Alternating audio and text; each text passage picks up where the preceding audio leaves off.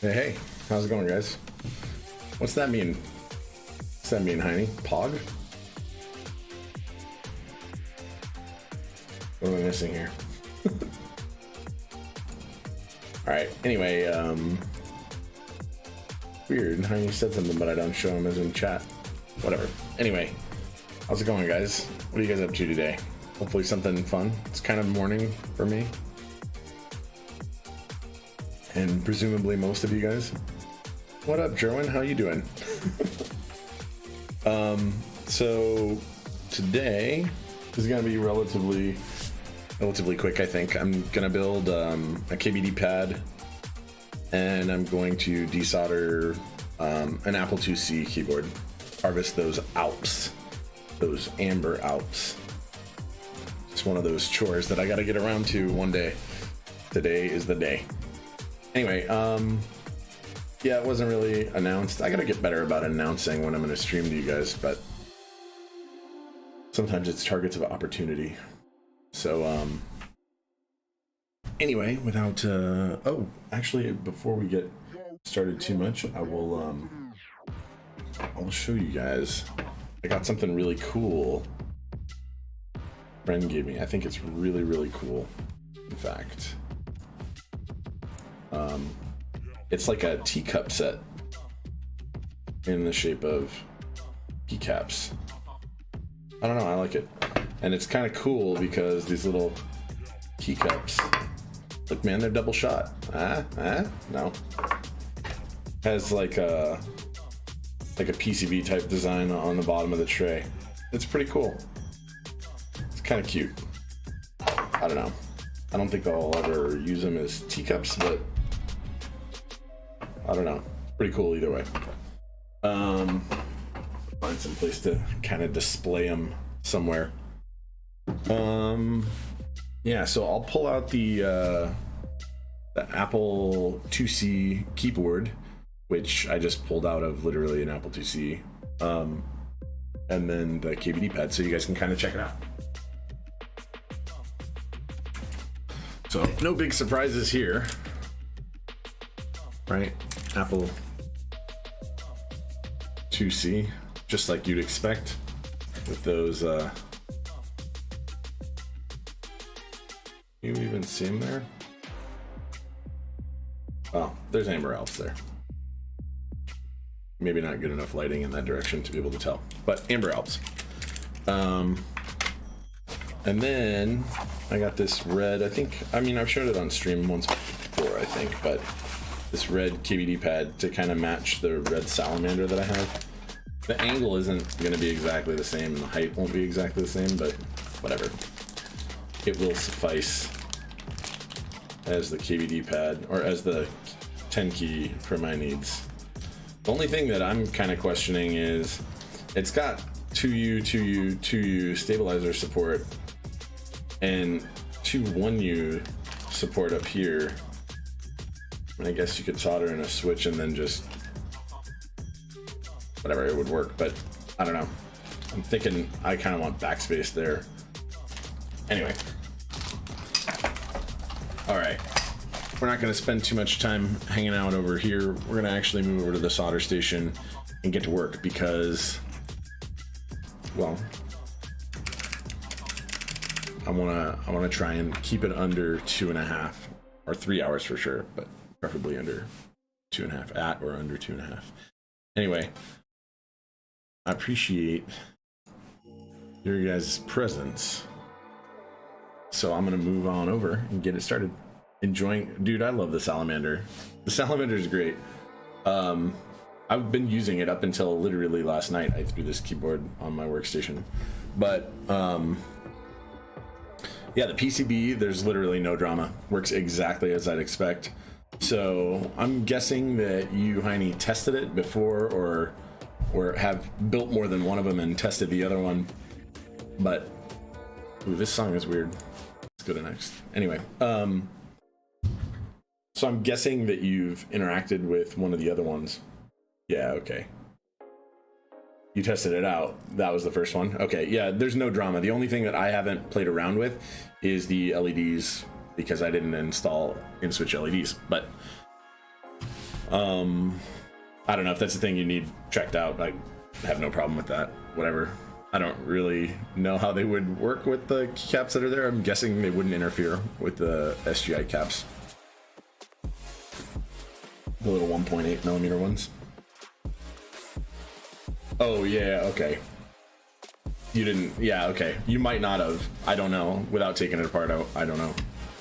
I didn't check it out at all. All right, so anyway, I'll move it over. We'll get this going.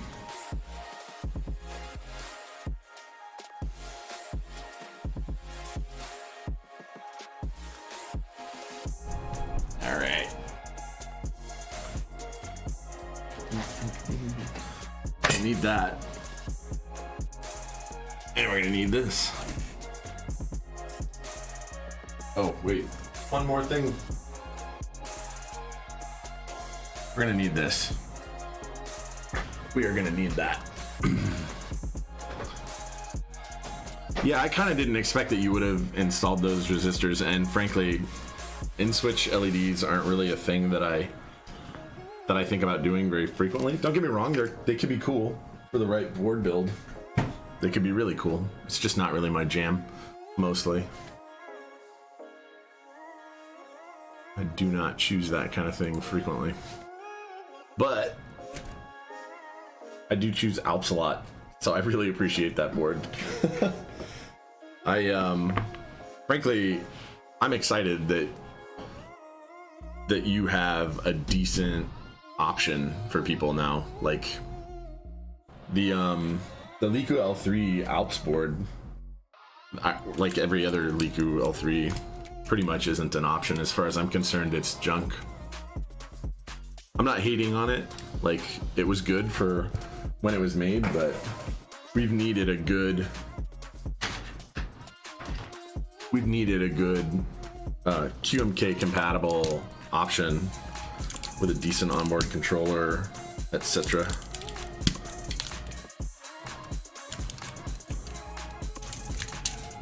Just my 2 cents, I suppose.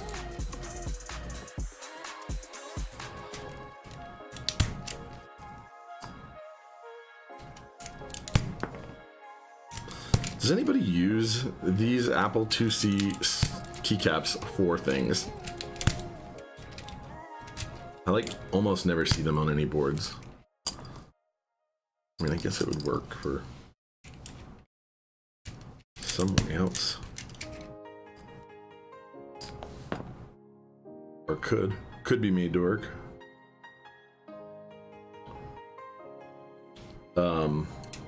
So dude, I saw on your chat that purple color of those cases. I really hope you're able to match the polycarb HBCP to those purple Game Boy cases. That'd be awesome, man.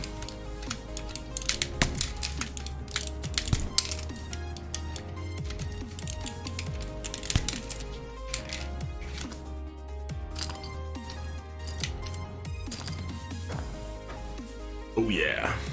Let me check something real quick. Okay, we're good. Oh man. So I actually like this. The Apple IIc keyboard, it feels really good. Like these Alps ambers feel good against the steel plate. That solid backing without a ton of flex. But it has 3 lock switches, which is totally bizarre.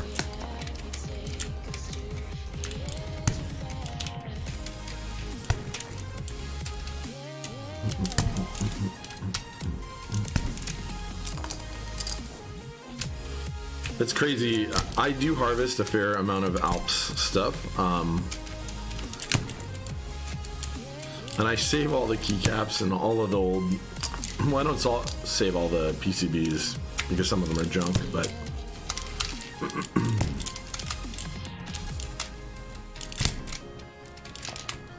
But I save all the keycaps, so I have like a ton of old Alps Apple caps and stuff. I have no idea what I will ever do with them. because I don't really like the layout a lot of most of the keycap sets. So it's very unlikely I would use them.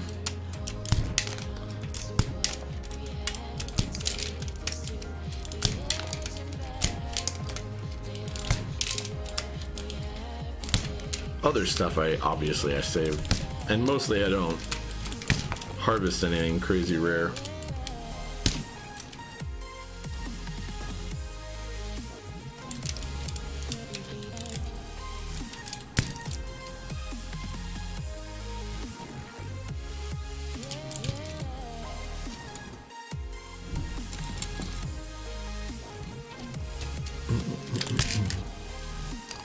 Yeah.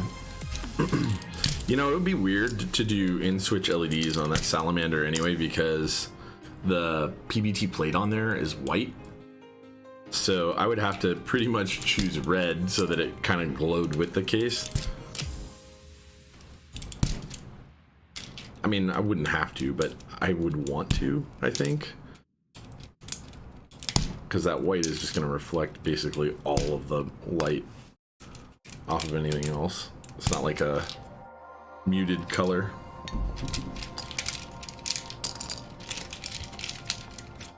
I mean, I guess people deal with that all the time with silver anodized aluminum ones. But like if you chose white or something and it was real bright under those beigeish white keycaps, it would just be a lot of white light reflecting back up, I think. Like a lot.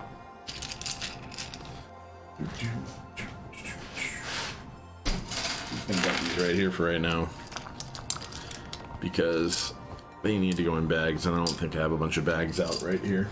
Probably a thing that I should keep at the solder station or nearby if you do so much of this work.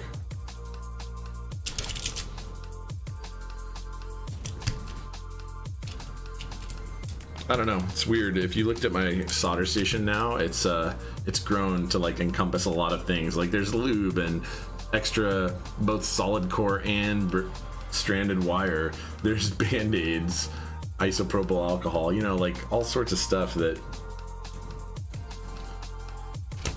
sane people normally would not have on their desktop all at once.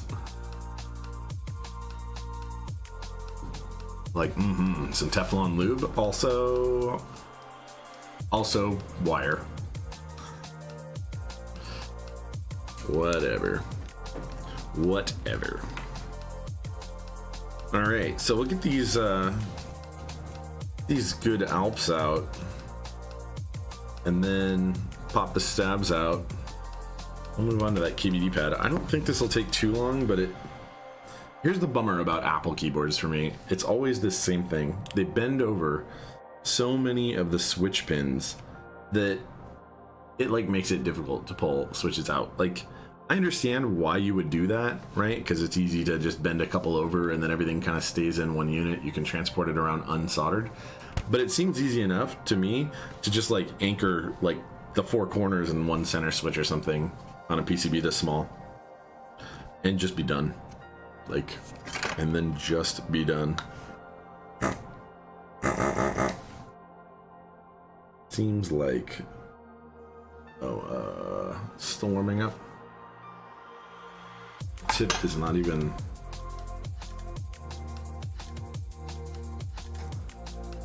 Oh, it's at solder melting temperature. There it goes. It's actually fully warm. That's weird. Seems like it took longer to heat up that time than I've ever noticed it before.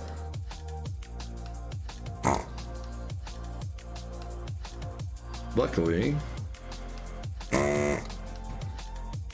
this has leaded solder.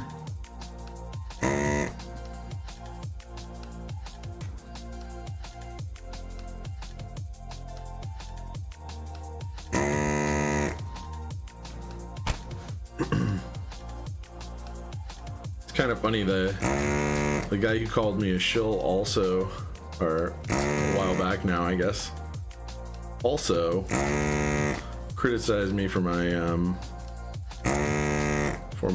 desoldering gun technique. Meh.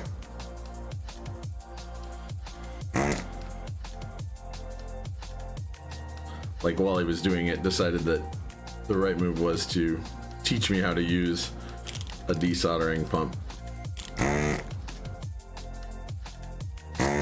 And I'm guessing he was watching an MX build. So if he watched anything like this, he'd be like totally appalled. Me like using the tip of this thing to bend the pins up and stuff.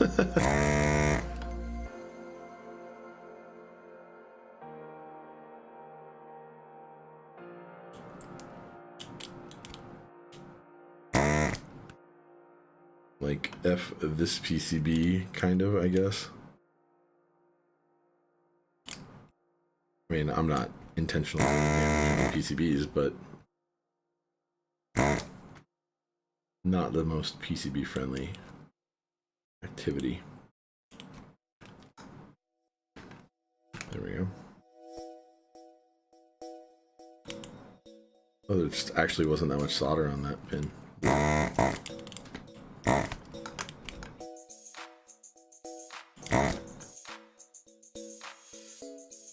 I wonder if I have the MX tip in. No. One of those didn't want to go down all the way.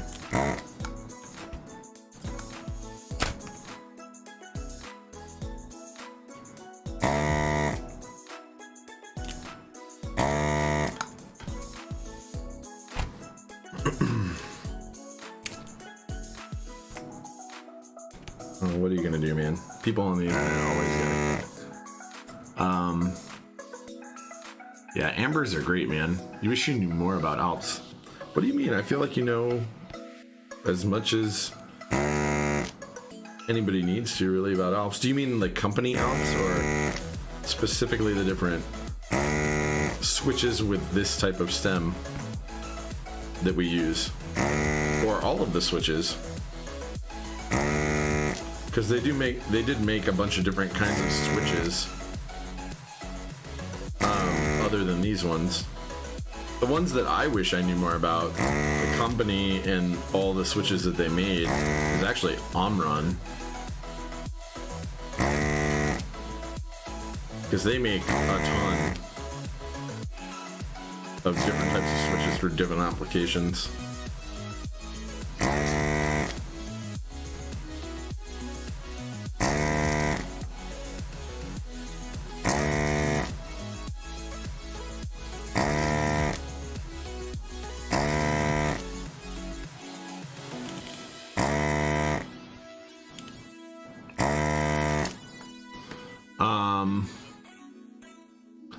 Okay, yeah, you know the basics, sure.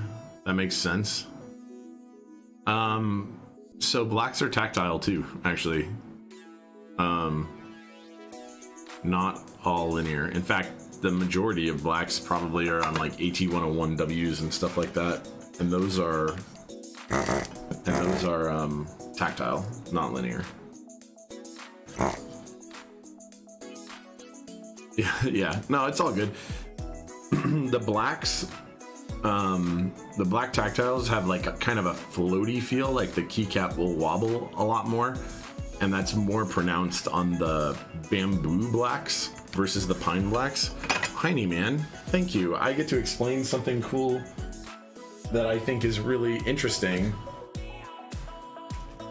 Giving me a good opportunity to do this. I actually want to get a microscope. I keep looking at them, so it's gonna happen sooner than later. Like maybe in the next month or a month and a half, it's got to. I've got the microscope in mind. So here's a tactile black, right? There's the standard components. I'm gonna zoom all the way in. And I'm gonna discuss the difference between bamboo and pine blacks, or bamboo and pine switches.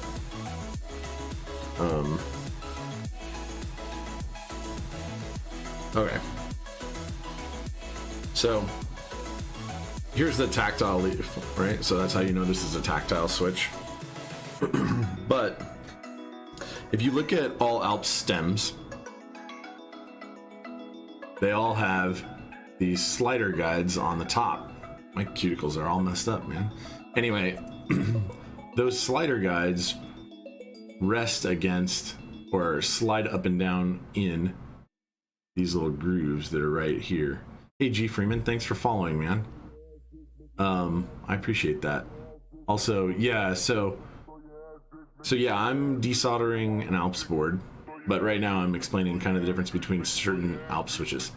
So right now you can see those little tines that stick out right there where my fingernail is. And this stem, what is this song? Do not love. It's funny. But anyway, so it rides inside of there. And pine switches, or somewhat more stable Alps, look like, here's a blue. Here's Alps blues. These are all Alps blues are pine, or like pine blacks. In that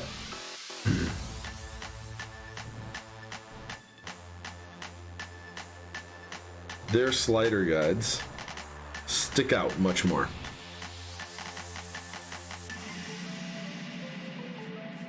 Focus. There we go. Stick out way more. Right? So if you're looking at that versus that, you notice that those are just tiny. In this switch, they're just kind of little tiny tabs, and on that they stick way out. So they stick way into that guide, and the switch feels more stable and doesn't float around as much. Whereas bamboo blacks, like what this is, has more of like a wobbly feel, just a little bit. All right, we'll zoom back out a little. But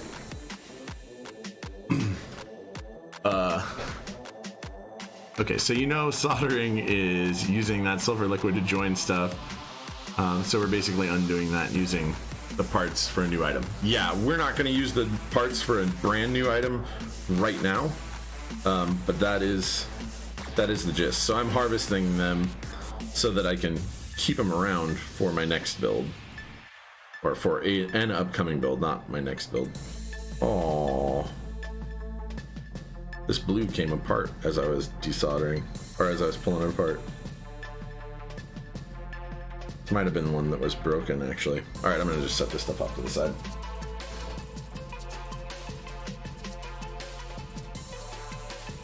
Set it over here.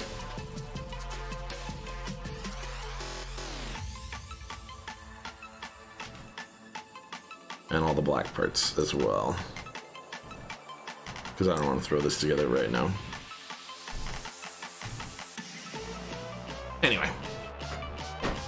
Yeah, soldering is very much like gluing. In fact, I was reading something really interesting about the science of soldering and how solder works and how it really is functionally different than a weld, right? Where welding is heating two materials up to the point that both materials actually fuse into one part as they cool.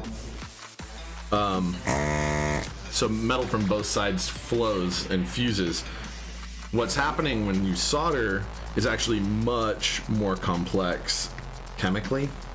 And without getting super technical and boring to you guys, I'm just going to say that it's more like soldering is more like dissolving metal from both sides of the joint, so the switch pin and the PCB, into the tin that heats up and flows around it.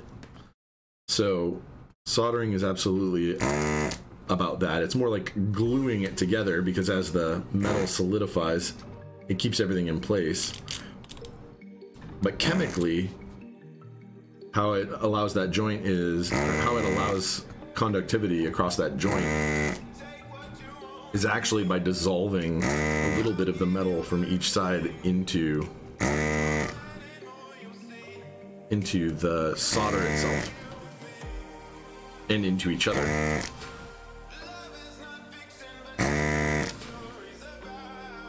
So it's kind of interesting, and that's it's actually why why tin exists in basically every electrically conductive solder there is. Because tin dissolves effectively, without getting super technical, effectively dissolves all other metals into it easily.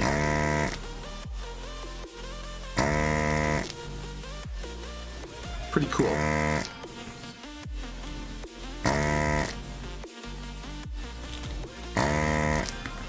So I was trying to figure out what the right solder for my next solder buy was, and honestly I just kind of decided to stick with what I'm using now, which is I'm using this, effectively the same thing. This Kester, which Kester is this? Of course, they covered up the original label. So it's 24-6040-0027. So this is 60% tin, 40% lead. Pretty good stuff. Pretty good stuff.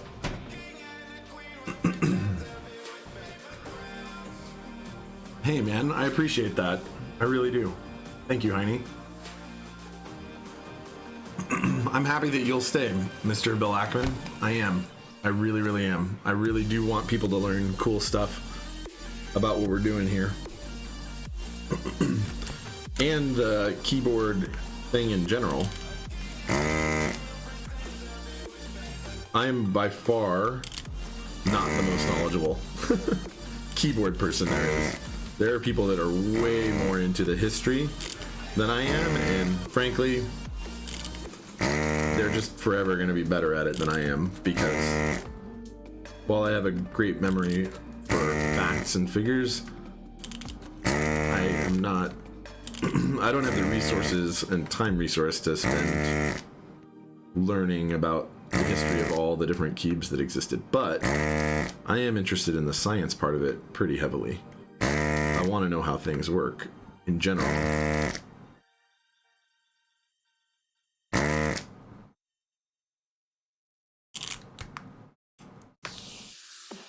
So, by the way, if you're learning about technique for desoldering, never do this thing that I'm doing right here. Bending the pins with the tip of this desoldering gun, it's both hard on the tip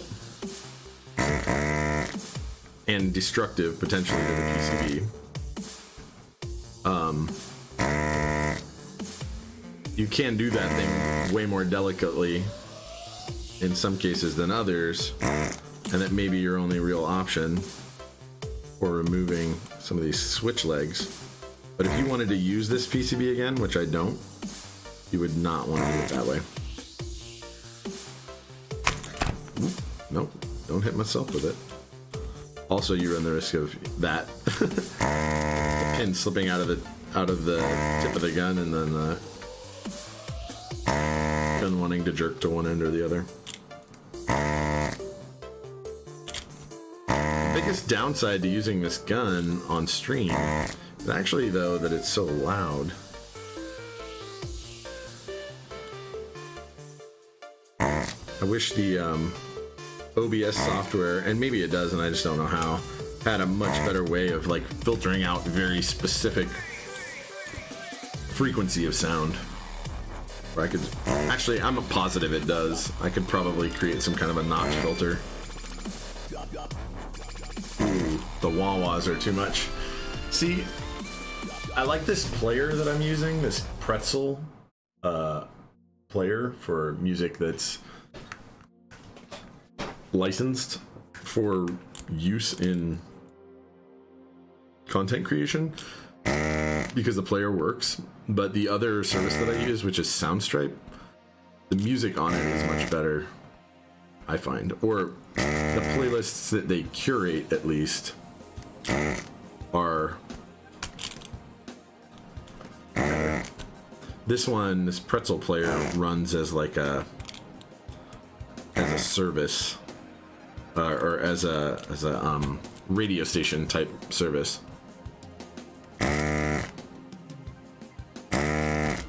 So yeah, yeah, so the next thing I'm gonna do, Bill Ackman and others. Whoa, that came out of the gun itself. That literally vibrated out of the head of the gun. That's kind of bananas. Well, that's gonna have to go in after this thing cools down.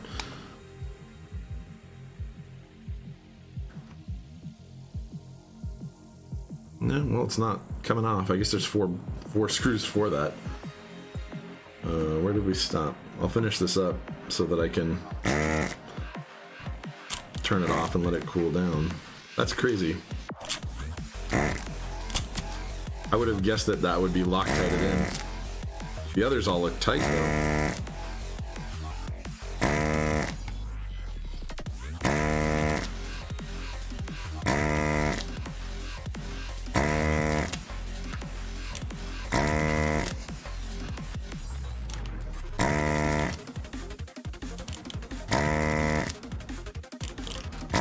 Whoa.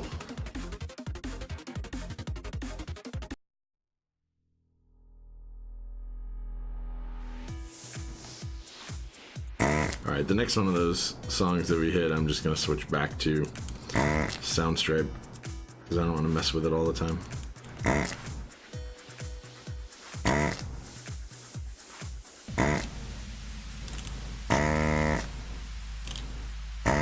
Yeah, that's bananas, man. Screw coming out of this.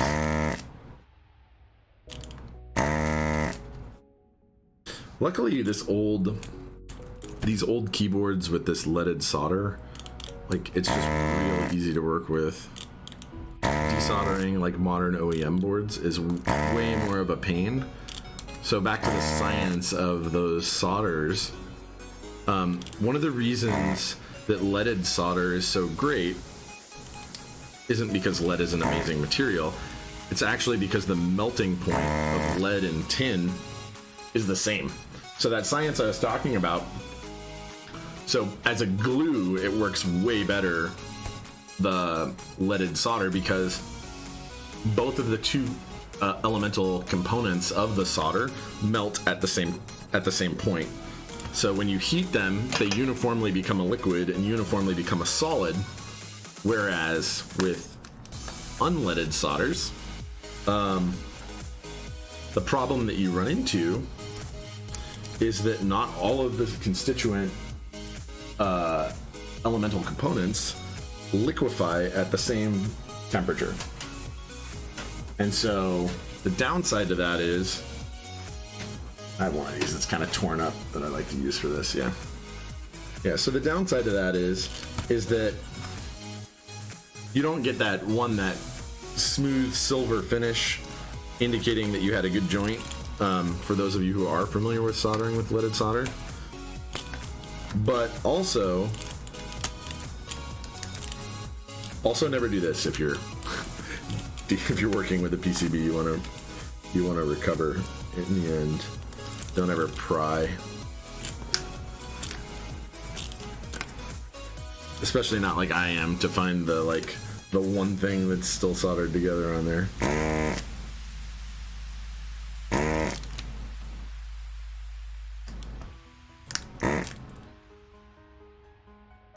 Ironically, I didn't lift any crazy amounts of pad here, so this totally could be a reusable PCB, probably.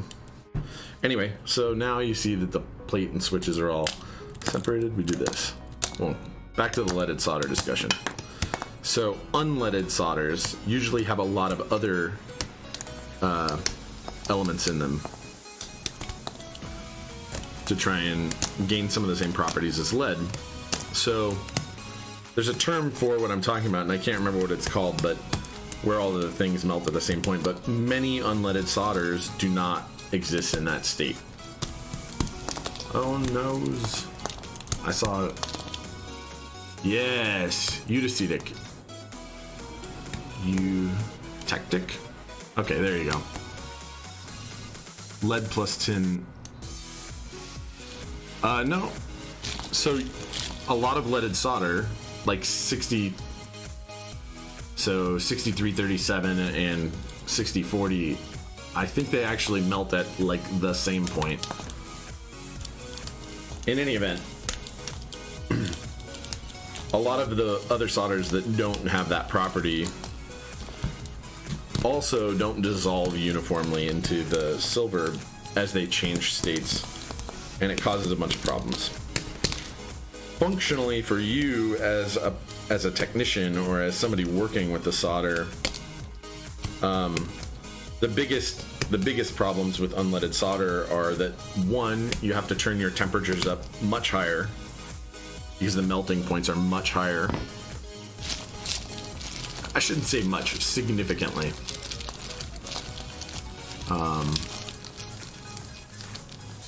Yeah, well, silver solder, you start breaking into brazing temperatures, right? Which is chemically a little different than soldering. A little closer to welding. And you can use silver solder for PCB type stuff, although I don't think people really do. I think you usually see silver solder and work with like thicker copper stuff. Well, for brazing at least. Not just copper, other things too. But okay, so we're gonna clean this tip and let this thing cool down so we can clean it, tin it. Always tin your tip, guys. Always tin your tip. Turn that off. And then we're gonna put the screw that fell out of the heating element back in once it's cool. Bananas. Hadouken. I like your name, man. I approve. Are you more of a Ken or more of a Ryu? I feel like it's a valid question.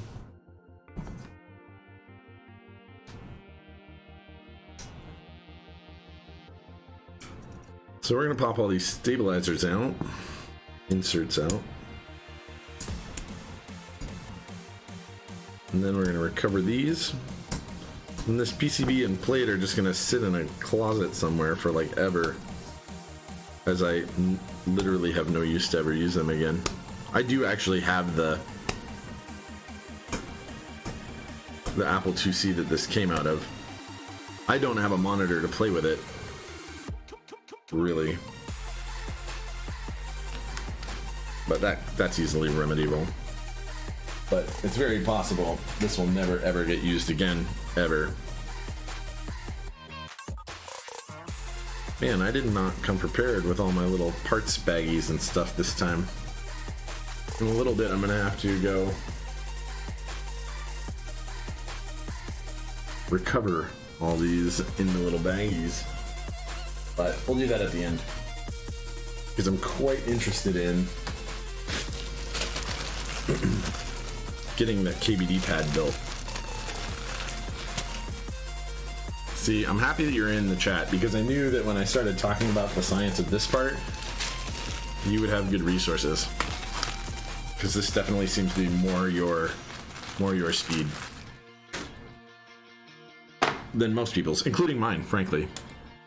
I'm interested in the science. I don't need it. I don't need to be strongly versed in that part of it to do the part that of this hobby that I'm interested in right now. But I'm still interested in generally the science. Ryu, of course, yes, I agree. Ryu. Ken was just like, I don't know. It was just them phoning it in, right? They're just like, we're just gonna copy Ryu and make Ken. It's like, why are you guys doing this? Come up with somebody new.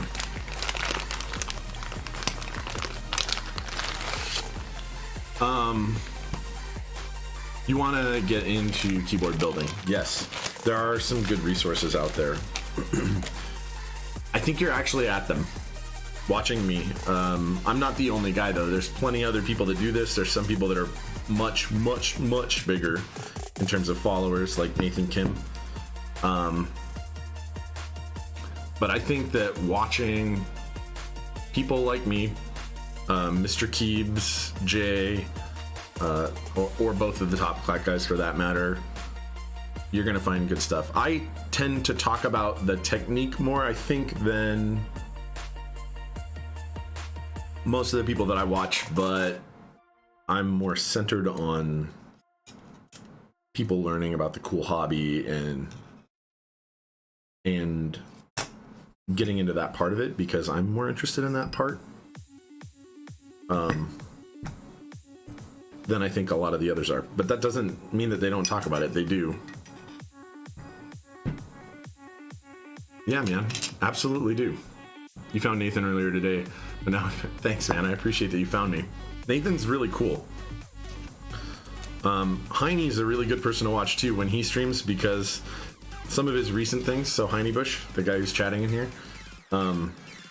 so some of his recent stuff has been centered on like troubleshooting or building just cool things. You should watch his stuff. I'm not even joking. Like, if you wanted to learn, that would be a good resource. I'm calling you out, Heine. You gotta just keep your teaching game up here. I don't know. So I do this thing for two reasons, and I think some of the builders probably have similar reasons, some probably don't. So Heine vends products to the community, like PCBs that he makes, and so some of his recent work is about those things. Some of them are just about cool keyboards that he's into. Nathan Kim only exclusively builds, for the most part, customer boards. He builds stuff of his own though too, like I do. He does some protos and stuff like that. Okay, so we need stabilizers. That's the next step. Sorry, I'm getting distracted by the talking. Well, there are... Do we want to use Zeal stabilizers for this?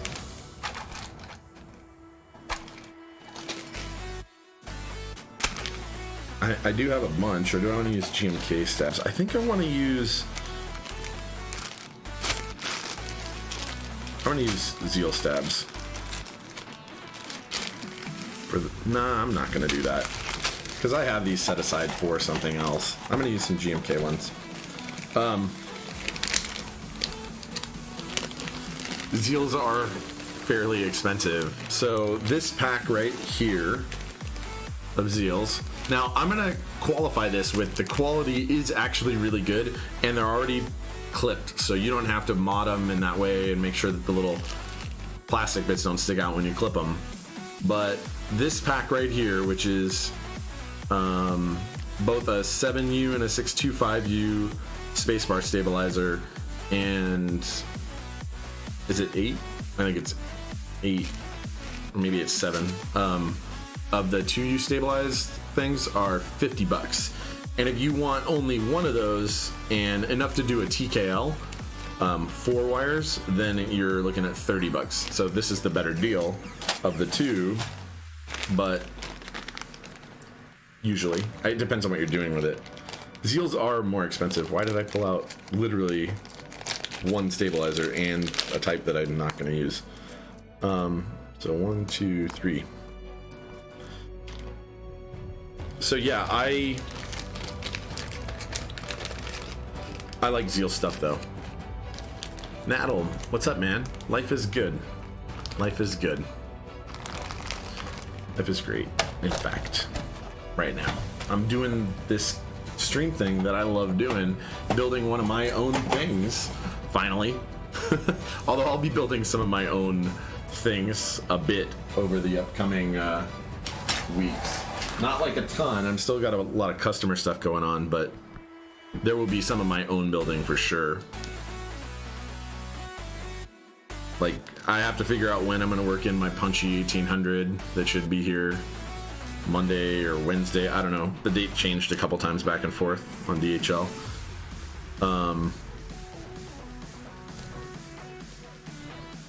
I got some other stuff that'll be coming up that can be a little bit more of a surprise. Anyway, I forget where I was. No, don't feel bad about interrupting work. This is definitely about explaining. You've been sitting on a basic keyboard stuff for ages. You've got a TKL Ducky Shine 3. Put PBT caps on, then bought a poker RGB, did the same for work home. Slowly been delving into the crazier side of this stuff. Good, man. I'm glad that you've been diving in. I think anybody that wants to get more into the building part, an important thing to do is just to practice. You've got boards right there. So rebuilding is kind of a little bit more difficult because you need to desolder, and desoldering well, properly, in my opinion, really means having a tool like this. There is an option similar to this that's not going to have the lifespan of this or the parts replaceability, etc., but will probably do more than any hobbyist is ever going to worry about for about $100. It's Chinese. It's not as good, but it's decent from what I understand. I can't personally endorse it. I've never used it. You've done a lot of upgrades to OEM boards with custom PCBs and switch swapping. I've done a bunch of stuff to some OEM boards, but switch swapping, I've never put a new PCB in an OEM board. Yes, correct. Never done that. I don't think. As far as I can recall, never done that. Not a new PCB, but used an existing one. How much was the KBDpad? Yeah, so it's not on the site anymore because the KBD 8X V2 and its matching pad, the KBDpad V2, came out or are in group buy currently, or let me rephrase that. Recently completed group buy and are moving into production, and then there will be extras when that's done. But this KBDpad I think was $80, $70, $80, something like that.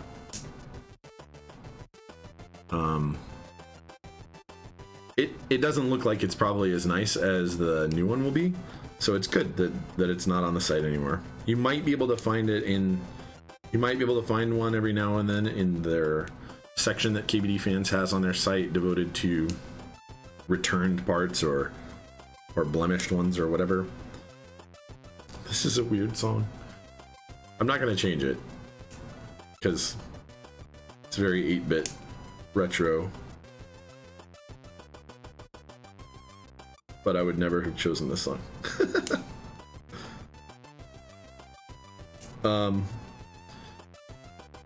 Yeah, generally speaking, I think everyone should get into this, and it's funny because I build a lot of customer boards, so one might think that would eat into my customer base if everybody just learned to do it themselves, but there's more and more people getting into our hobby every day, and there's value in. I was actually having a discussion with Jay last night, Jay of Top Clack fame, of Jay Keeb's fame, about vendors and them releasing and them making a profit. Keyboard makers specifically in this case.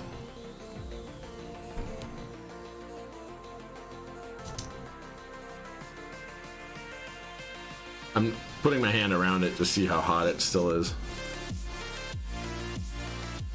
It's warm. It's not that hot. Like, it's still warm enough to boil that water off fairly quickly. That's saliva. You know, what I'm gonna have to do when I'm done with this is actually, well, I don't know if I want to Loctite this. Maybe they didn't Loctite it for a reason.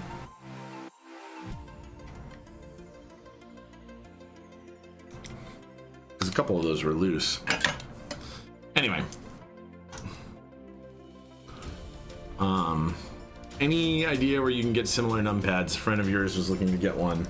I'm trying to think of who makes a similar numpad right now that isn't like a group buy, that's just available. KP Republic probably has some stuff, although I generally have not seen as high of quality out of KP Republic's stuff. Not the PCBs, but the cases. I shouldn't say quality. I haven't seen the same like weightiness. Like this is a hefty all aluminum block. So honestly, just wait. These are coming out in July. Yeah, I don't blame you. I'm not really shopping there either. I hope that their customer experiences increase, but I would wait. I think they're supposed to be done with the manu process on all of their parts in June or early July, and they're planning on shipping out the KBD 8X Mark II parts, and that would include the KBDpad V2 around then. So I would honestly just hang out. We're already at the beginning of June, so you might be waiting like a month or a month and a half. And I would guess that it will be around the same price. And honestly, the V2 looks nice. And it matches the KBD 8X V2 stylistically, design-wise, angle, everything exactly. So if you want to put them right next to each other, it's kind of like having a full-size board. Not exactly, but kind of. Pull out the Tub O Crytox. Tub O Lube. 205 grade 0.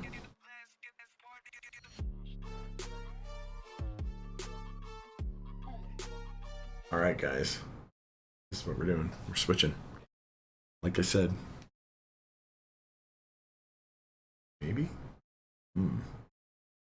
Well, playlists. Young and free. We're doing this one. Different playlist. So I actually need to build a new rig soon. So I have a feeling what's going to happen is in the next few months when I build a new rig, I'm going to rearrange my entire stream setup. This is the real interesting part, really. This is the part you think is real interesting? Getting to stabilizer lubing? Okay. So we've taken a pretty decent sized glob, right, as a reference. Here's the size of a clip stabilizer. Right, we're gonna smear this all along the sides of this, kind of evenly coating it. This is actually one of the biggest reasons I like Zeal stabilizers, is so that I can show this part off better because they're transparent. That's like literally the thing that I like the most about them for my stream and using them on stream. But I don't know if you can kind of see. We just kind of coat those walls. Yeah, you can't see as well. Anyway,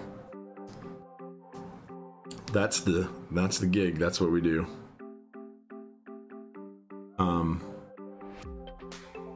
Yeah, so here's what lube stabilizers does for you. Properly lube stabilizers reduce rattle. That's really what it's about. It's about muting out all the rattly thing. Like if you touch your unlubed spacebar stabilizer, spacebar is the most noticeable. Like if you just touch it on the ends, not enough to depress the switch, but enough to make the spacebar itself wobble a little bit, like the stabilizer to wobble around a little bit, you'll hear like a little chatter and rattle as the plastic and metal bits slap against each other. Because the tolerances are loose, and they need to be, to not add a ton of resistance. Well, that loose tolerance allows for those parts to make some sound. So what we're doing here is we're adding a grease that isn't going to move around or eke out too much. It's going to mostly hang out in there. And it's literally just going to damp that impact a little bit. Like the viscosity of it as it tries to... So it's a liquid and it's fairly viscous. So as the stabilizer tries to impact another surface that's coated with this heavy-ish grease, is going to be damped by the fact that that fluid has to get out of the way of the plastic bit, and it will slow that whole action down. Plus, it's a heavy material, so it'll absorb a little bit of the vibration itself as they impact each other. So that's kind of what this does, and it's great. Your poker is Rattle City. Yeah, so I mean, I'm guessing that the poker doesn't have like good quality GMK or let alone Zeal or something like that stabilizers in it from the factory. They probably kind of, you know, bid that out or chose less than the best parts to reduce a little bit here and there cost wise. And that's kind of the story with all the OEM boards in general, by the way. Even if they're targeted at our market, like OEMs are worried about stuff like that, and they should be. That's not really what our community is about. The things that our community are into are almost luxury items when it comes to modern custom keyboards. Like true luxury items, almost. Like designer bags and stuff like that.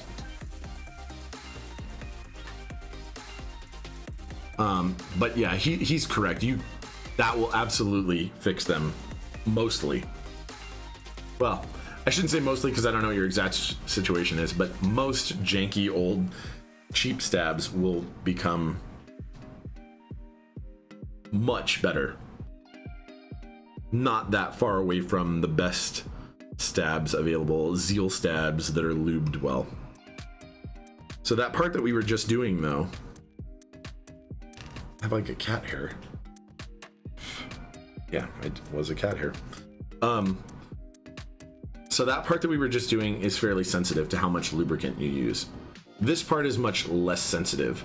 I'm sticking lubricant in this hole of the stabilizer because the wire rides in this hole right here, the bottom hole. And on this side, it's a single hole. But this part is much less sensitive to over lubing. Because the wire is, there's looser tolerances even in here. So that's really what it comes down to. So it's even less sensitive.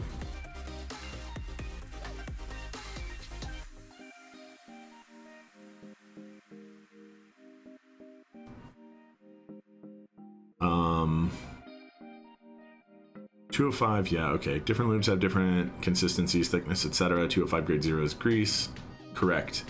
Better for stabs. The big three thus far, or as far as you're concerned, 3203, 3204, and 205. 3204, Trebosis 3204 is an analog for Krytox 204 grade 0. Same consistency. It was designed to do that thing, though it is medical grade. Whereas Krytox is food grade. Doesn't matter for the purposes we're using it for, but it does matter when you're sourcing it from a distributor. Distributors get all sorts of wonky when you try and start buying medical grade things for non-medical grade uses. Things that are hard for them to source in the first place. And you're using them for like something,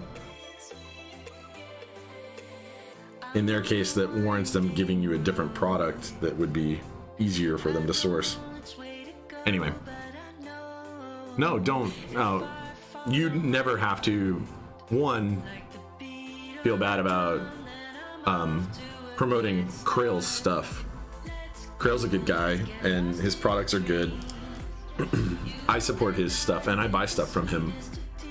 I didn't buy this from him, but I buy 3204 from him all the time. I'm actually, at some point in the very near future, going to be trying to source a much larger quantity of 3204.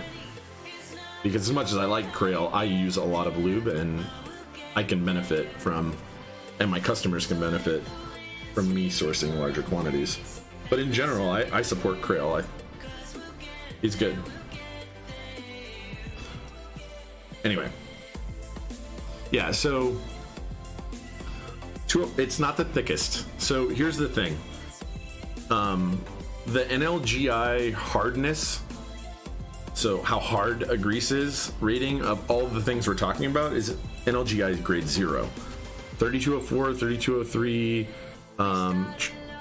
the 205 that people use in our hobby, and the 204 that people use in our hobby are all hardness 0. Now, 205 is more viscous.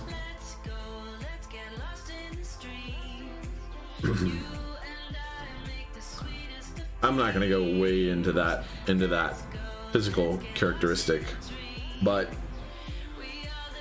what this means for you, the user, is that the threshold for using the proper amount within those tolerances that I talked about earlier becomes tighter with the higher viscosity greases. And it becomes tighter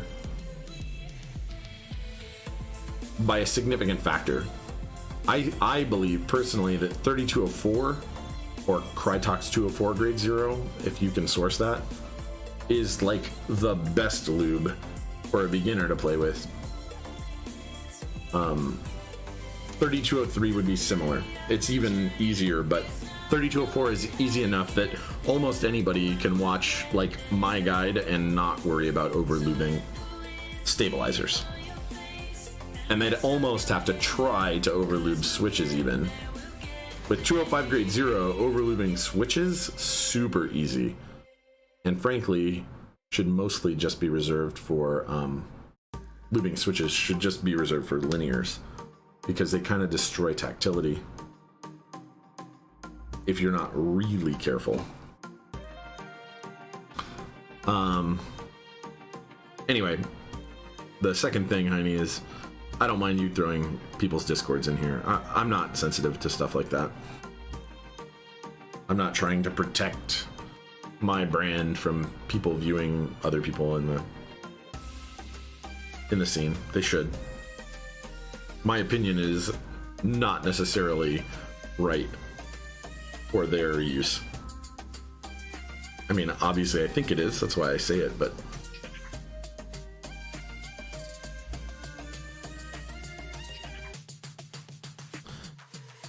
to each their own. Oh, hey, thanks. I have done very little work on my Discord. I have not tried to really make it a place for a bunch of people to go, and that's a thing I should focus on. And I will. Now that people are joining it, I guess I have to. Thank you. Appreciate that.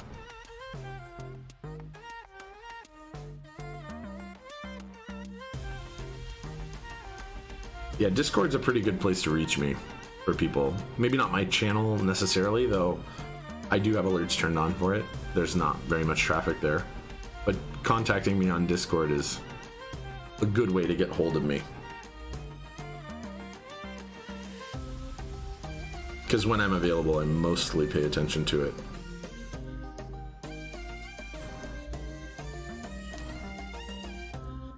So I've been going real slow, considering that there's only 3 stabilizers here.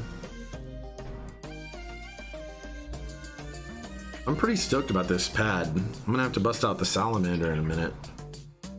I literally just put it up last night.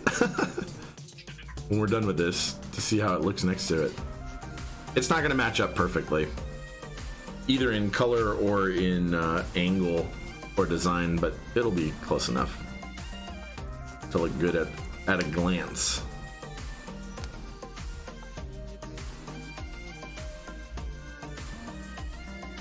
So this part is fairly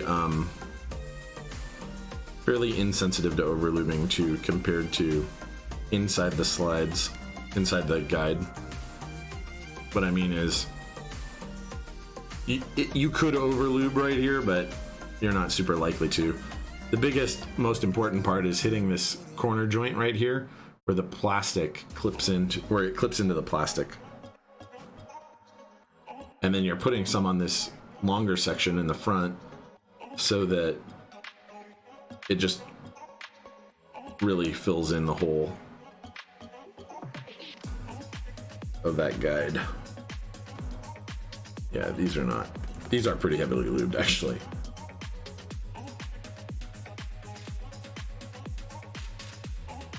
Ooh, that one's real heavily lubed.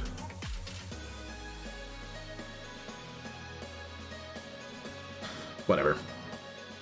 It's not, for stabilizers, it's not actually that hard to remove a little bit of the lube either. If you have like a little makeup brush or paintbrush or something that you can stick down in there so you can clean it off and then kind of take some of that back up. With switches, over lubing is, unless you have an ultrasonic cleaner, it's pretty terminal for the switch, frankly. Like, you're never gonna get all of that up out of there.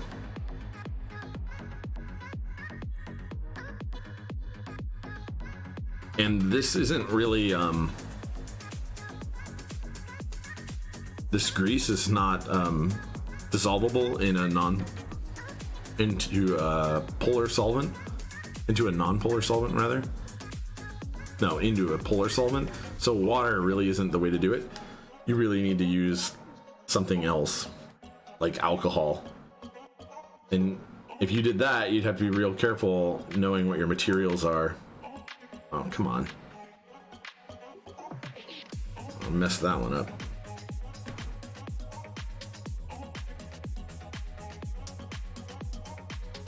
Because some alcohol that you can buy contains little bits of acetone in it or whatever. It can really mess up other things related to your keyboards. So you need to make sure you know exactly what you have.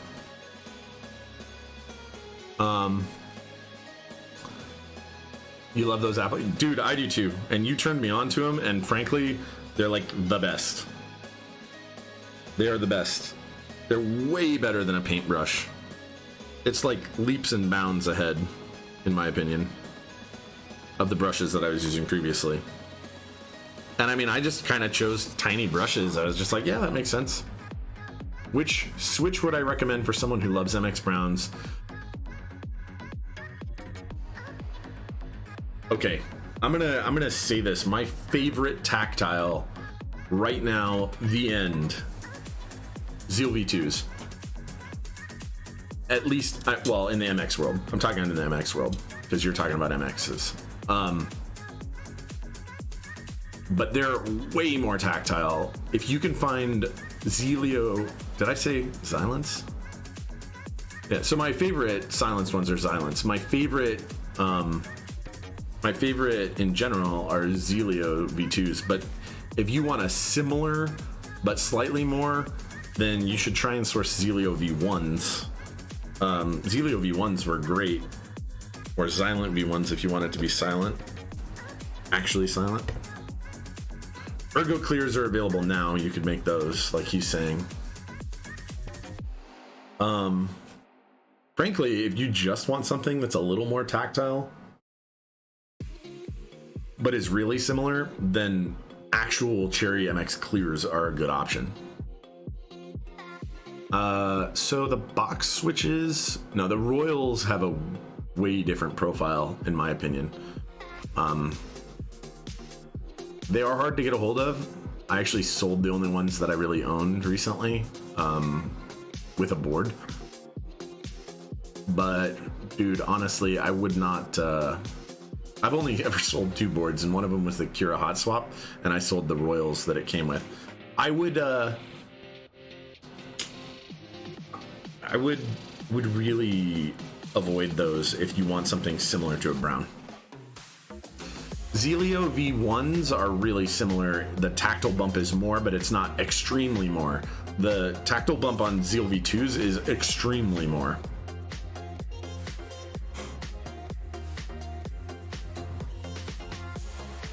Yeah, I think people are using dry lubes with them to some success, right?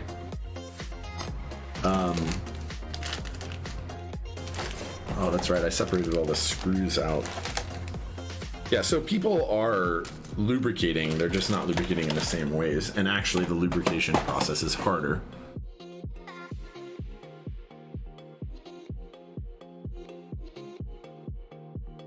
Can crack GMK caps. Yeah, so I think everybody says that the retooled boxes won't do that. I think the jury might be just a little out on that still. Yeah, okay, so Luminatics. So you're not 100% wrong that they could be fixed. I think was there a GB for the cruciformer, or is it still kind of vaporware at this point? There was a tool that was supposed to come out that would reform them,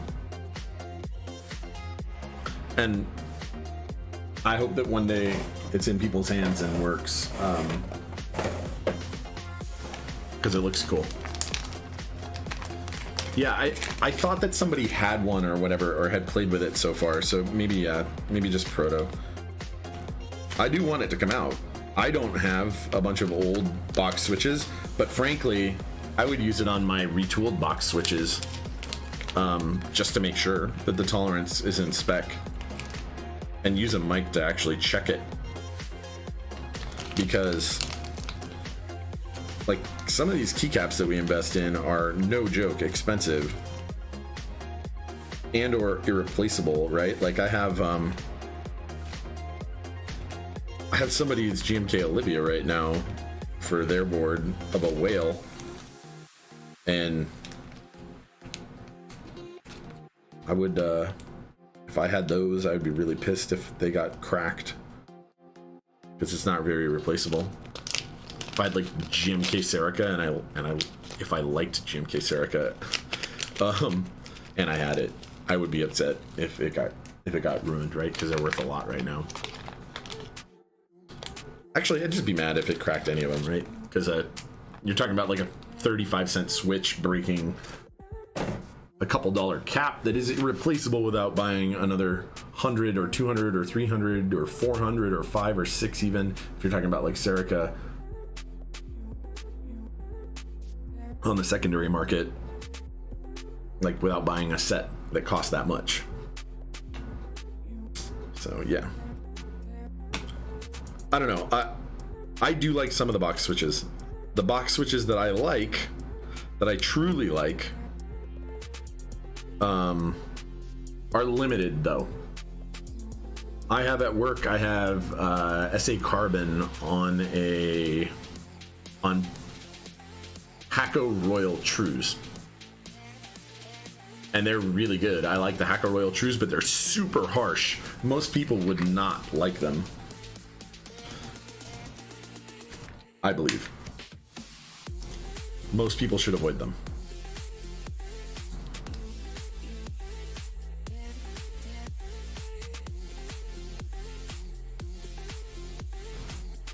I like box navies. You've tried blues. You're definitely looking for something cherry. By cherry, do you mean MX, or do you mean actual cherry genuine switches? It's an important distinction. And the reason I ask is because saying that you want an MX switch is basically saying in the modern world that you don't want an Alps switch, which is fine. Nothing Alps is inexpensive or even affordable to most people who are just getting into the hobby.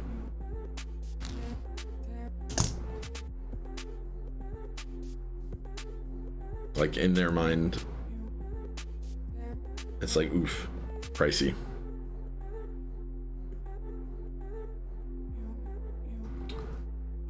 Okay, so if you're not limiting yourself to cherry, then good switches can be found from Kale, Gateron,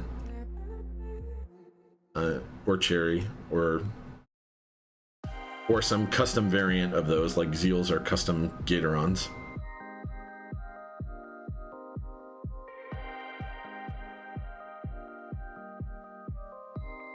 exclusive distribution Gatoruns, I guess, is probably the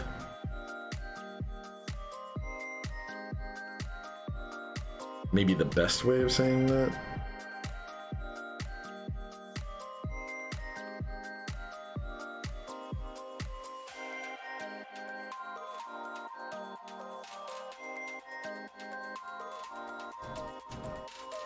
Yeah, I don't like, if you're talking about pretty much all MX blues, yeah, I don't like them either. But I don't really like browns personally either. The tactility isn't strong enough for me. So I'm very pro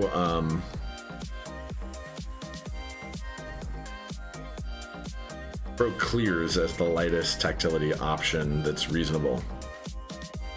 I like to subscribe to that school of thought.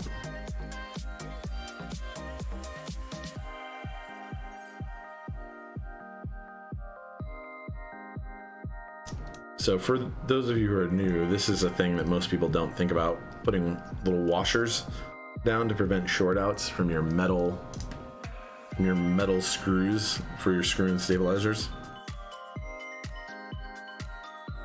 So that's a thing you guys are going to want to do. Washers are cheap, and they come in gigantic packs, quantity-wise.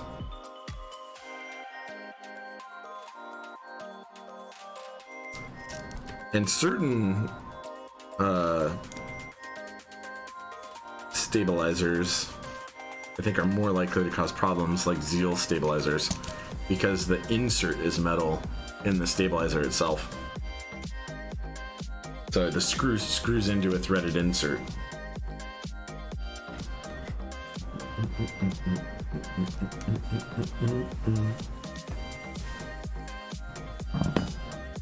All right. Today we're going to use 78 gram Zelio V2s. What about kale whites? Trying to think. Have I ever used kale whites? I don't know. I'm sure I have. I have a tester here with box whites on them. I don't think there's.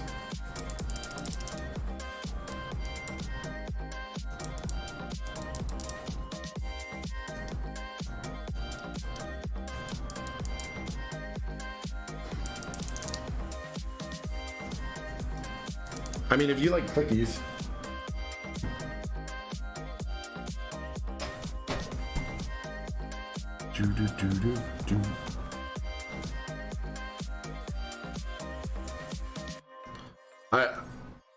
I think most of the box switches are not that great, personally. That's actually how I feel about them. I don't think they're bad.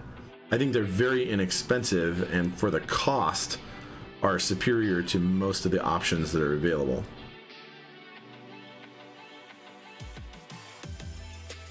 But cost isn't really the biggest driver for me when it comes to choosing a switch. So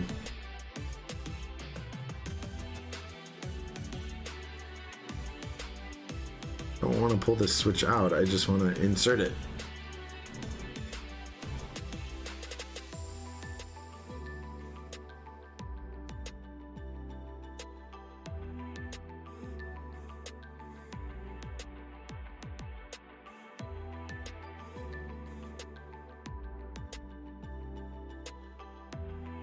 What is going on here?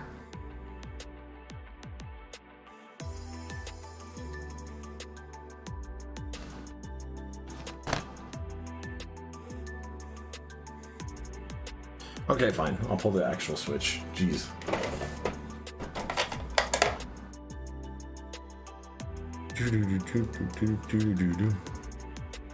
What is happening?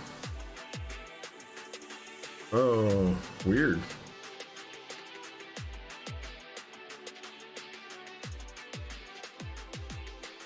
Okay, that makes sense. It's weird, but I guess it makes some sense.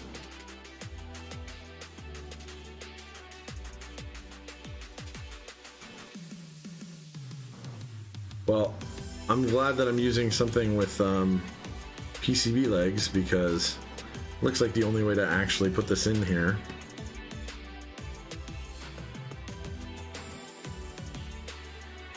is vertically aligned.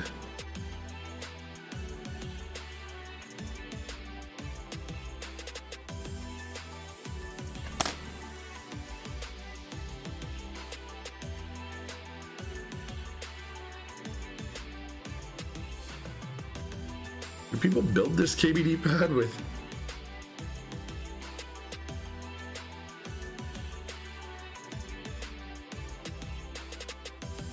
Bizarro? Yeah, okay. Super Bizarro world. So the pinholes for one of the legs is actually really tiny if you look at it.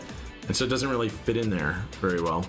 I would say in general, I like Gatoron's offerings more than I like Kale's. Kale offers a lot more total things, and some of them are pretty interesting and good. That's pretty much how I feel about it. Doesn't mean that they're actually better, but I would also say that their tolerances in general, at least on the non-box switches, are better.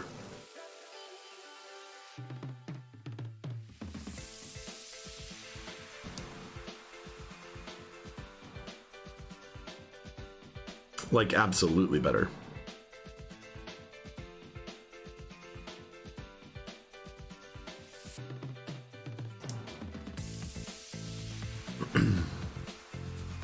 That's just my my 2 cents, I guess. Ugh, come on.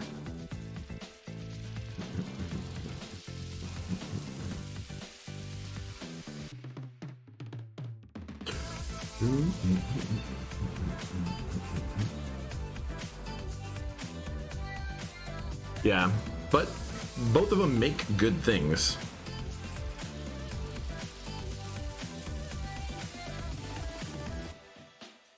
So don't take that out of context. I mean, they both make some good stuff. I don't want to trash talk either of the brands outright. The only brand that I will criticize harshly for just making fairly bad things or fairly loose tolerance things is Otemu. I'm not going to hate on them. There are some cool Otemus. But these are lubed. I lubed these? Okay. Works for me.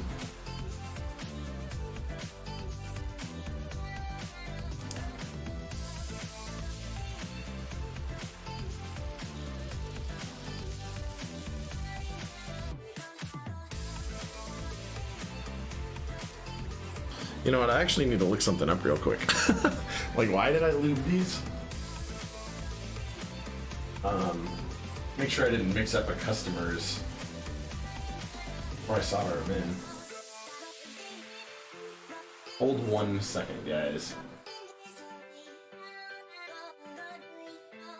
I do have a customer board that's coming up with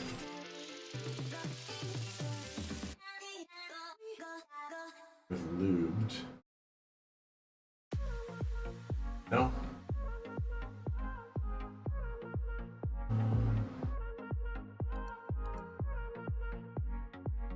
No, that's not them. Okay. Okay. Had to make sure. I guess I lubed Zelio V2s for myself.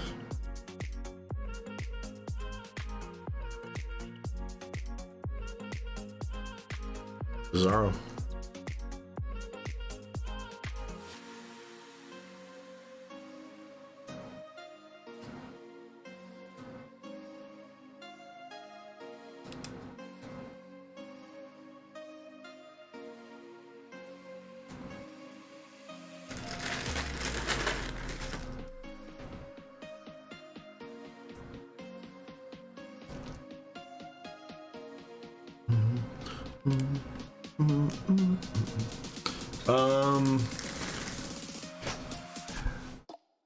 Is it anti-static without a grounding cable? It is not anti-static. Well, it's silicone, so it's really about soldering and not melting the stuff that's underneath it or burning it up. I do have a grounding strap, but it won't ground this out, and I'm fine with it. I'm not really worried about ESD ruining the types of electronics we're mostly working with here. Plus, you guys can't really tell this, but there's a this desk has a metal frame that is grounded out, and my foot is very frequently touching it. So again, not really terribly worried about it. My arms are all over this thing.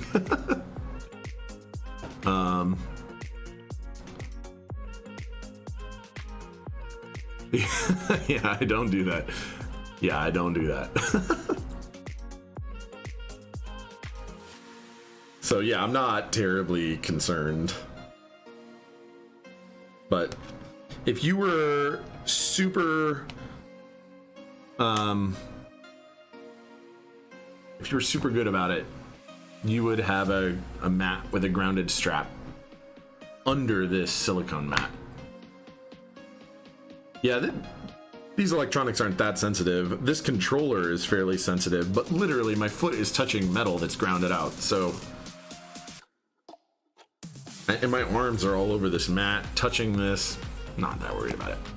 And usually I'm sockless in this room, though I do wear wool socks when it's cold. And there is carpet under here. Man, this feels so good. Yeah, I'm not that worried about it. I'll take Heine's experience at face value in this, because he designs keybs.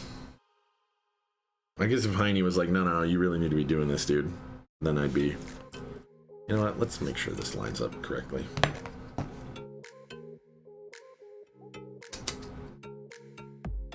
It's all good. Yeah, okay. Making sure we didn't put switches in the wrong place or something silly.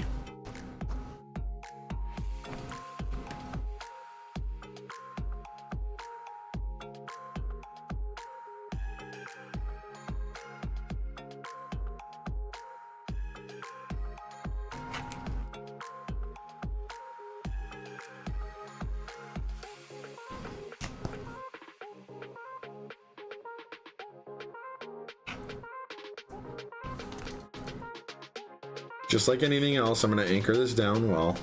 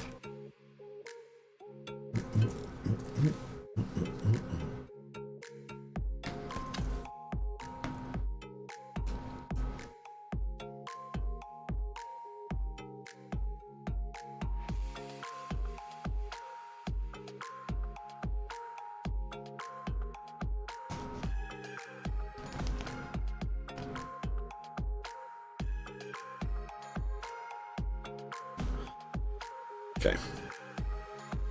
I'm gonna also turn this fan on, you know, like we normally do.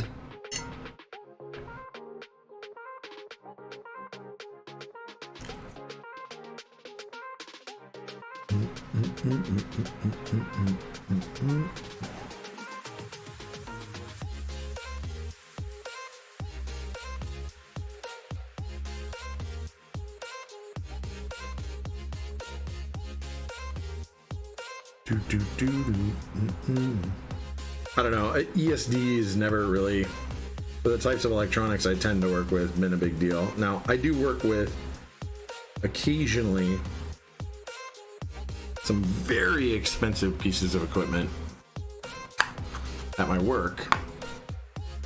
Now, I have the equipment to solder at work, but pretty much at no point in my regular daily job would I go use that equipment. But if I did, and in the very rare instances where I have done any soldering work, I would ground myself out fairly securely, because the equipment is expensive and the risk is low, but I mean, you know, I want it to be done right, and I don't want to be the guy who wrecked something that my organization now has to go fix because, hold my beer, I got this. That being said, I don't think even in this case it's a hold my beer kind of situation. Like, one, this is mine. Two, even if it weren't, the risk is just basically non-existent.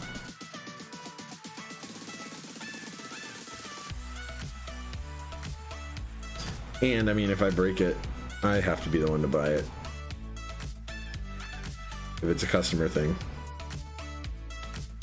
Which is why customer things, you see, they always like get tested before and after.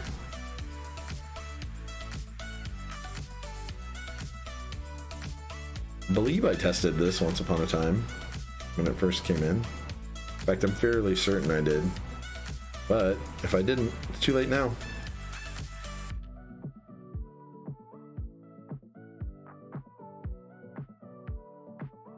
But I also have photographic evidence of how I did it.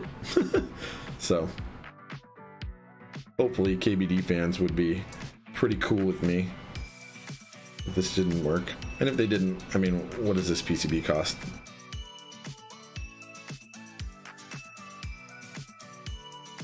Not much.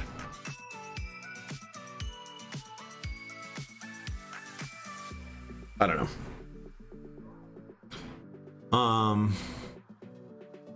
Yeah, I'm glad that Heine puts ESD protection chips in his stuff.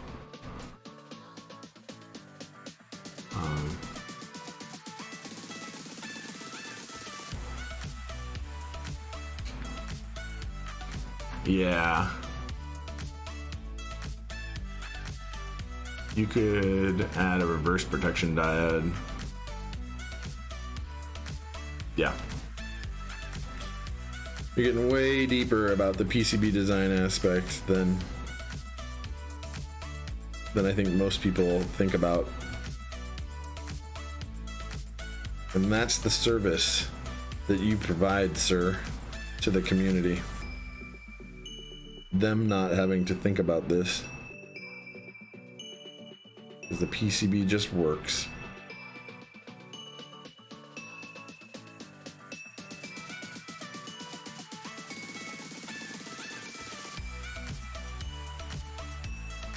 And that's good. Okay. Now we're gonna switch hitter it up. We're gonna plug us in. See what we get. Lights. Lights, boys and girls. Enough lights to blow out the camera. Let's switch to 104 key ANSI. Cool. Delete, backspace.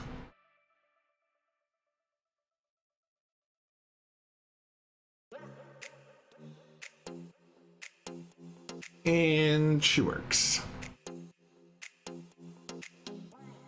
Exactly what we want.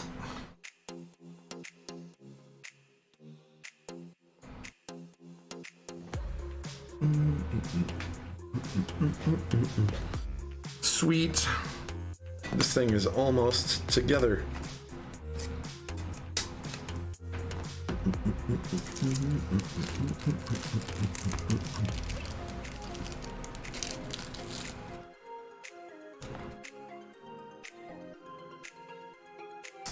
It's weird. It uses a larger diameter screw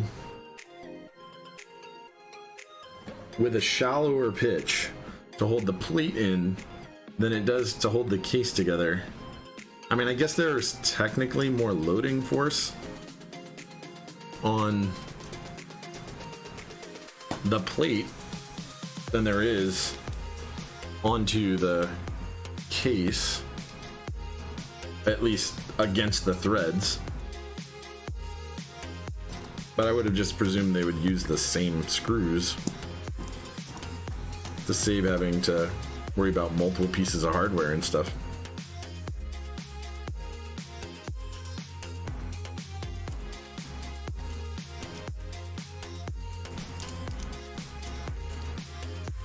But apparently that was not their concern at KBD Fans when they had this manufactured. And those screws that hold the case together itself are tiny. Like it would be really easy to over torque that little itty bitty screw.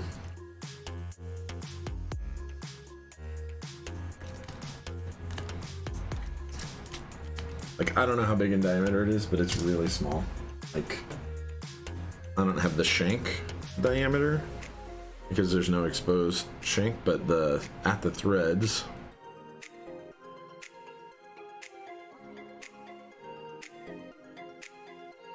.9 millimeter.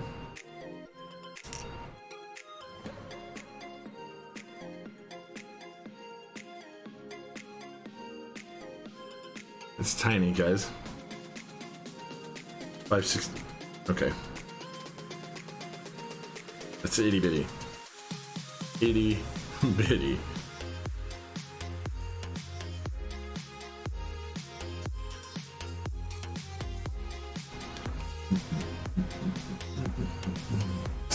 Inch screws. I don't know, man. Too small, in my opinion.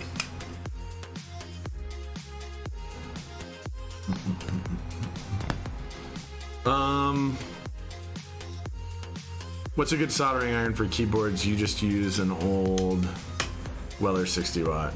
I don't think the tip is small enough. You would be surprised, man. You do not need. I really only have 2 screws that hold. Seriously, that's literally all this came with. 2 screws that hold the case together.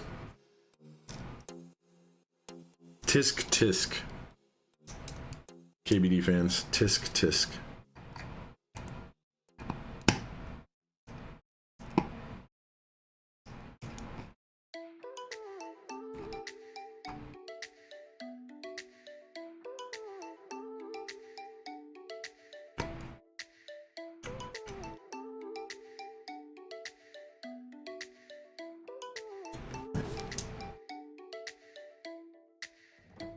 I don't even know if I have other screws that can take that thing's place because they're so small.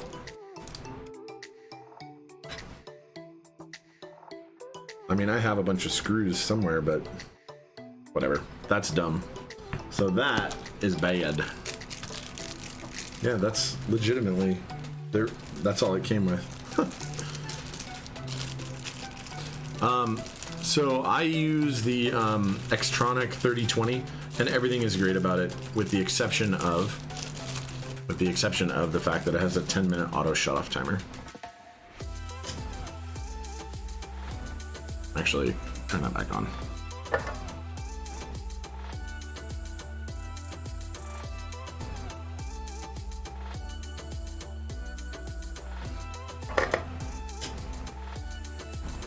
Turn it off like that. Okay. So, again,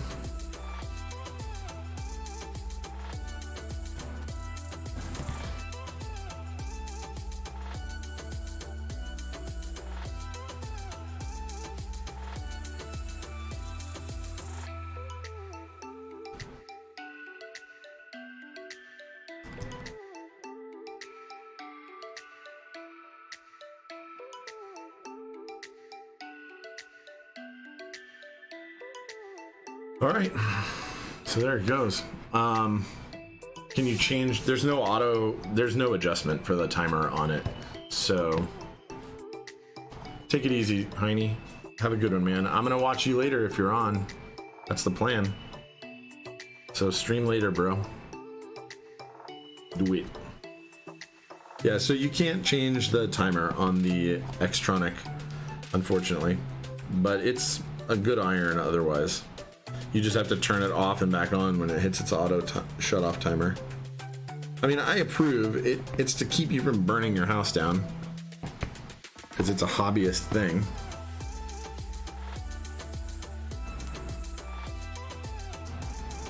It may be a mistake to be putting these bump-ons here, because this may be raising its height a little too high. We're sitting next to the other keyboard, but give us some traction. So I'm gonna move us back over to the main rig. We're gonna throw some keycaps on this and check it out over there.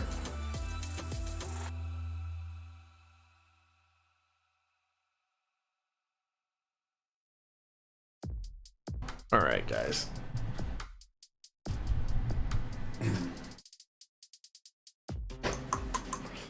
Alrighty then.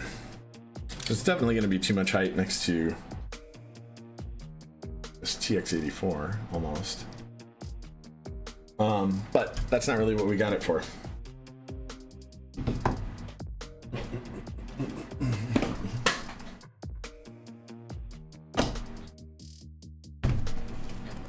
We got it to go with this bad mamma jamma.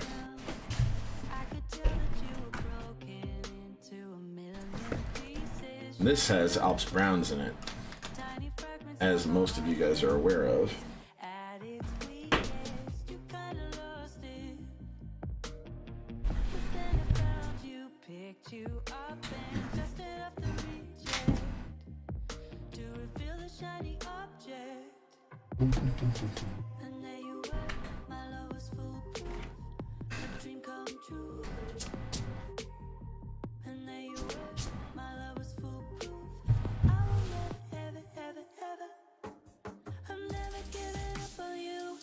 Well, that lines up pretty well, actually. Angle's a little off, but it's actually pretty good. The color's a little off, but it's not too bad. Now, I don't have keycaps that are gonna match this well. I think the best match is probably gonna be like a regular beige. Like, I think I have an EPBT beige.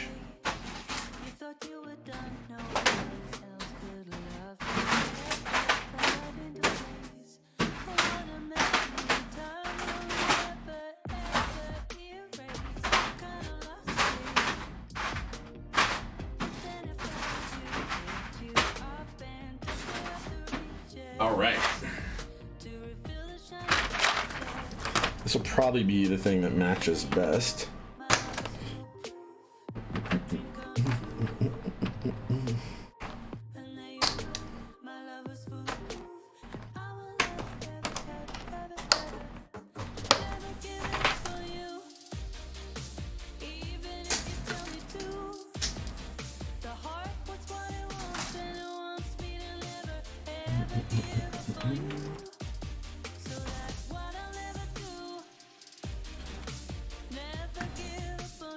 You guys can't hear me, right? Yeah, okay, cool.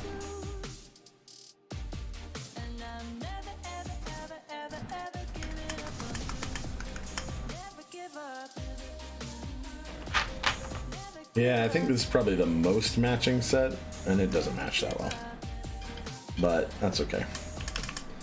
I have a TX84 SE that it'll line up okay with too.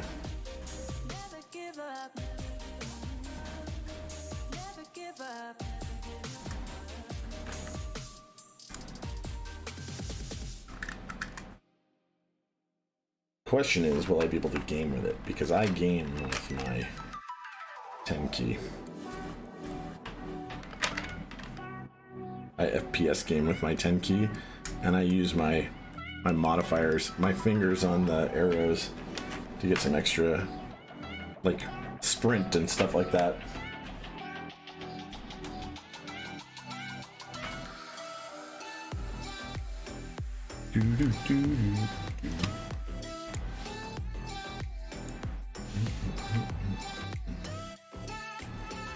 Alrighty.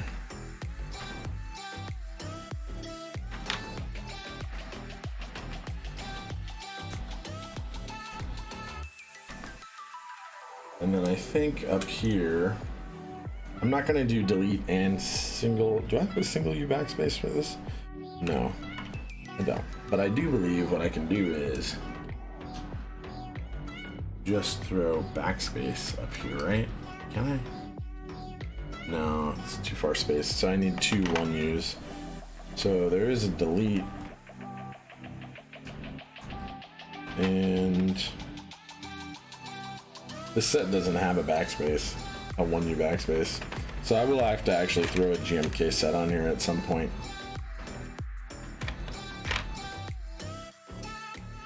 That's unfortunate. Actually, you know what?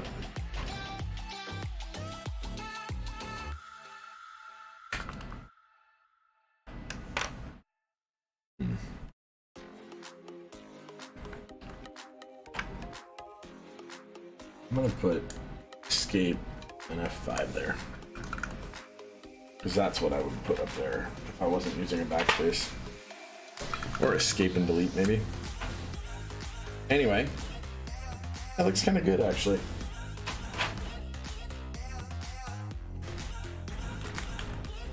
Oh, I could totally game with this. That's nice. Did anyone try to put arrows on the left side? I feel like I use your arrow keys and mouse at the same time occasionally. What do you mean by arrow keys on the left side? I'm pretty curious about that. You mean on the left side of the main keyboard or of the macro pad?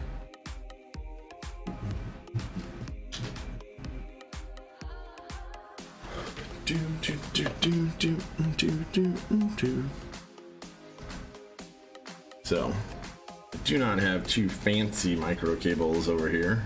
I'm just gonna steal the one from that rig, like my test set one.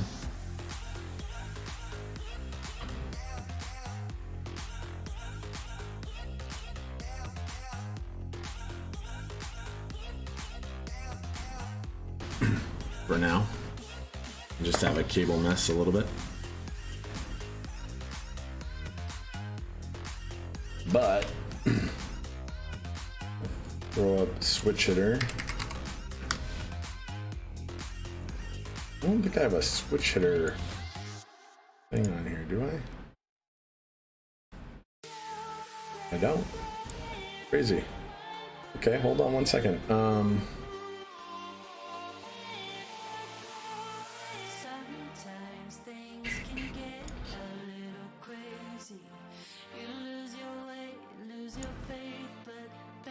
Ooh, that's not what we want.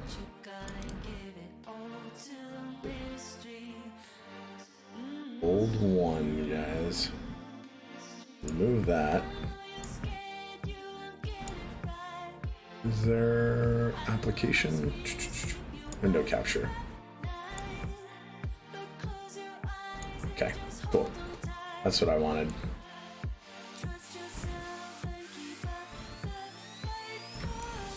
You guys don't need it to be super big, but that'll suffice for now.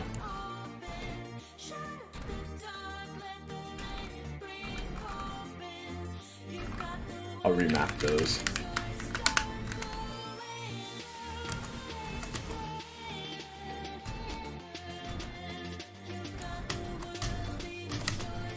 Oh, I forgot.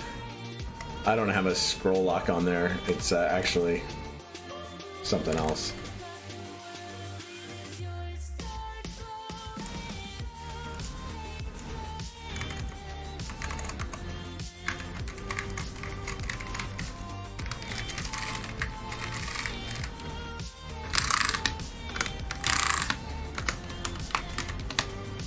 All right, guys. So there you go. Switch hitter. Let me rename that.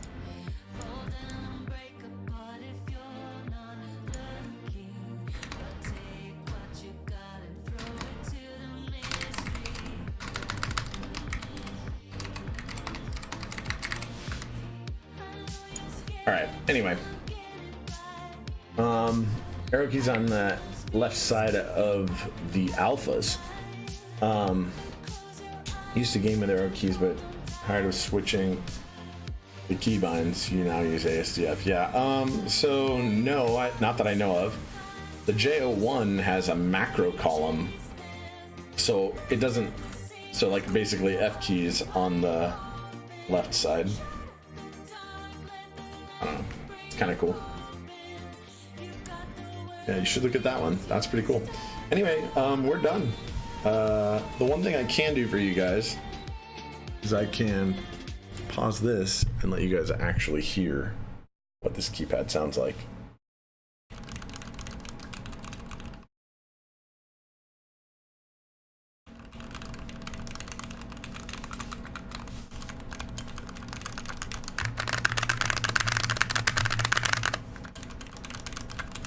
So it's definitely louder, or less loud, than the Alps Browns on the PBT plate.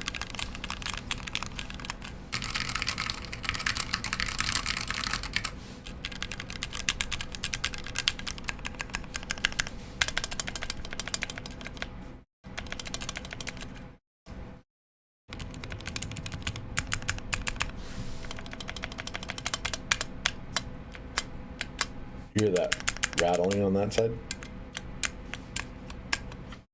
Yeah, the case top could be a little bit more solid.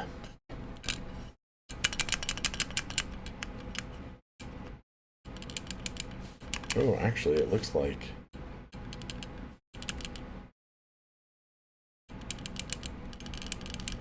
now the plate is loose.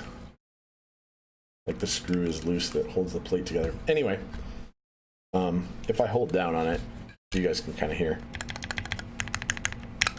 So I'll tighten the screw.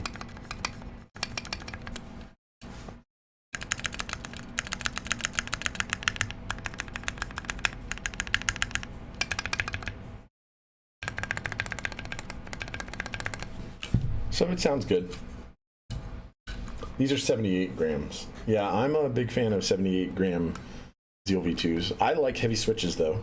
And these Alps Browns, actually, the important part, the reason that I did it that way, is because these are Alps Browns. And the Alps Browns are pretty heavy. So having a heavier switch is kind of nicer. Anyway, thank you guys very much for hanging out with me, for being a part of the stream. But I think I'm pretty done. If you guys have any questions though, I'll definitely field that. Let me read and catch up. Did you guys ask? No, so you're just talking about Zelios and stuff. Yeah, if you got any other questions though, feel free to ask. I'll stick around for like 1 or 2 more minutes. I'm kind of happy with the way this turned out. I think that the plate has already come loose a little bit, so it might, because of the thread pitch that they used on this. Remember I commented that it's a shallower thread pitch? Probably needs to be Loctited in place with some blue Loctite, which I have. So I'll fix it right after. Yeah, man, you're very welcome. No Trollo. I like the name, by the way. No Trollo. It's good. I'll, yeah, come back and visit anytime, man. And that goes for the rest of you guys too. Every Wednesday at 6:30 p.m. is my regular stream time. I try and work in stuff on the weekends when I can, and it's very likely that over the next couple weekends at some point I'll be working some more stuff in, because I have some boards coming, some personal boards coming, and I really mostly want to save the customer builds for that Wednesday evening stream. Anyway, all right, I think I'm out, guys. Take it easy. Have a great rest of your weekend, and I look forward to seeing you guys again.